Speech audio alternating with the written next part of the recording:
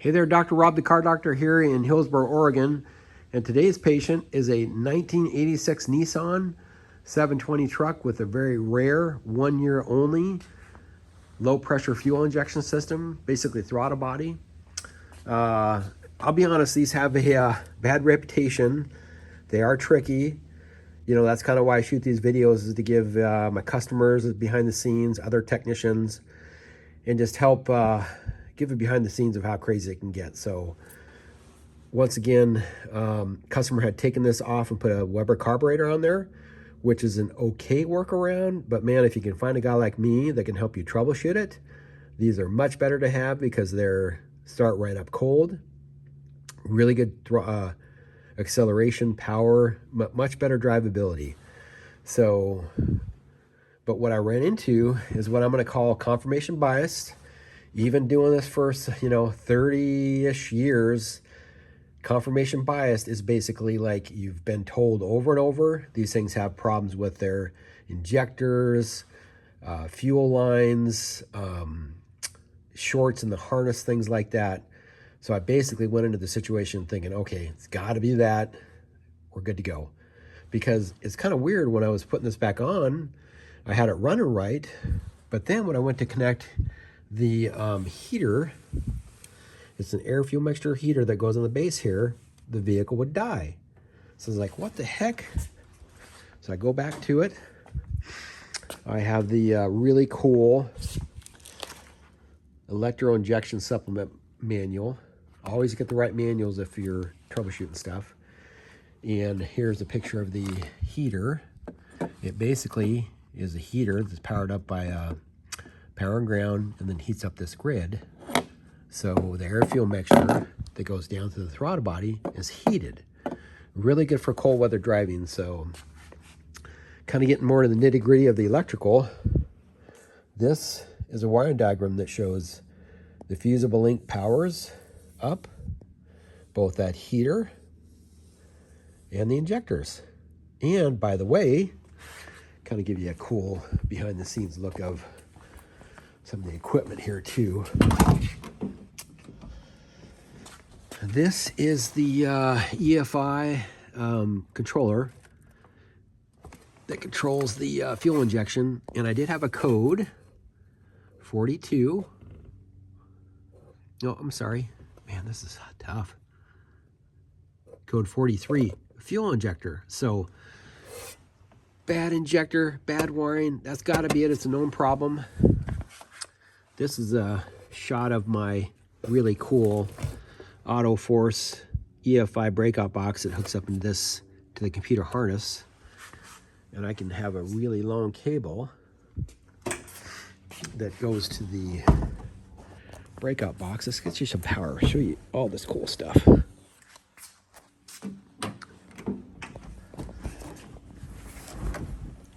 Should have had this ready, but I didn't. It's called the real world. Okay. You know, that's the fun parts. It's called the demo disease. So this is my breakout box that I can look at the power to the injectors, and it did look a little low right there. It's the reading right now. Also O2 sensor, coolant temp sensor, voltage, things like that. That's not the main focus. I just want to give you some eye candy there. And the other thing I was doing when I was testing, I test the whole system. I was reading the O2 sensor, Cole Snap-on Vantage Pro. There's the O2 sensor right there. I noticed that the reading, here's a really good reading, lean, rich, nice, clean. Mine had a lot of noise on it. So I was like, huh, that's interesting. That's just a hint. So with the troubleshooting, known hits on this harness, I took this harness apart, didn't find any problems. I thought, you know what, maybe this heater is older, drawing too much current. And I really don't like the fact that they have the injectors and this big heater on the same circuit. So I thought, you know what, I'll re-engineer it, provide a straight power fusible linked to the relay. I was like, oh man, that's got to be it. And of course, this is late at the end of the day, about 6 o'clock, getting frustrated. Here's that EFI heater relay.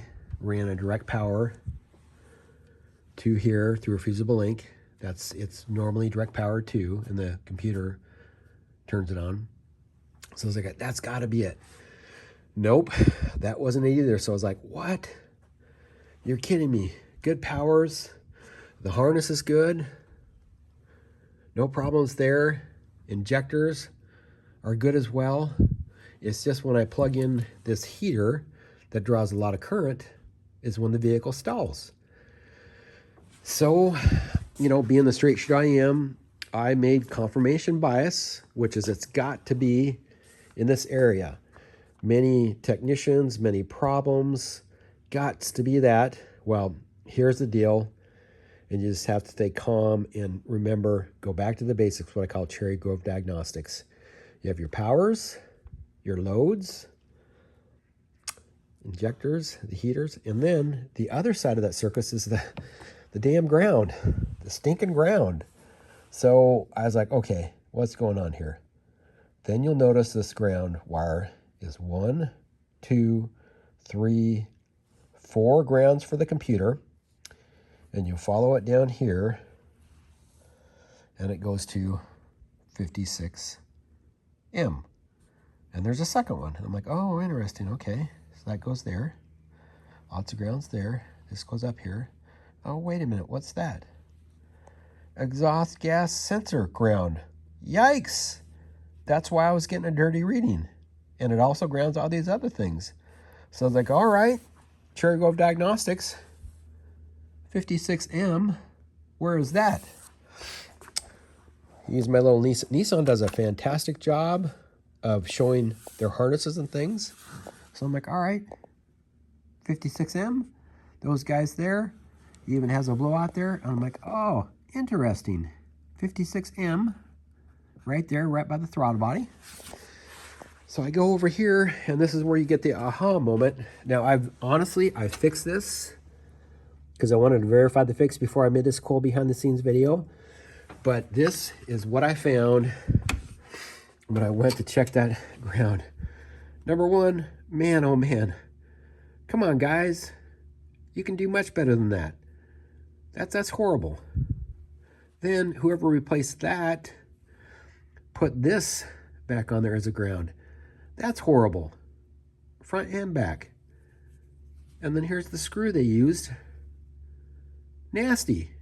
Nasty on top of nasty on top of nasty. My wife's a school teacher, and it's like nasty X times X times X times whatever. That's bad. And then on top of that, the wiring shows corrosion. So I was like, oh, you've got to be kidding me.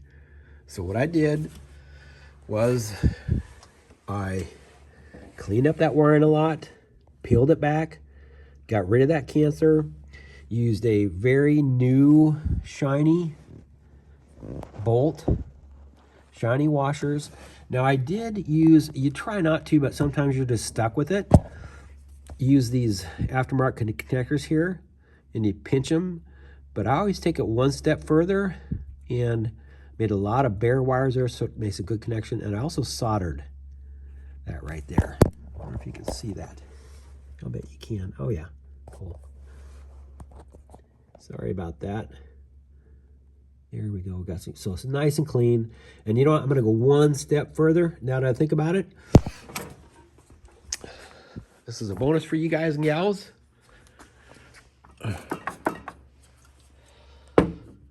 Pow. I'm gonna put some protector on there. That will protect that ground from corroding as well too. So, all right, we're about almost 10 minutes. I try to make these videos quick and efficient to teach you as much as I can, give you other people behind the scenes. But the main thing is, do not get stuck with confirmation bias. Always think, what else could it be, especially before replacing parts. So that's it. Stay calm, stay cool, Have fun diagnosing vehicles. Dr. Rob, the Honest Car Doctor here in Hillsboro, Oregon. Over and out. Take care.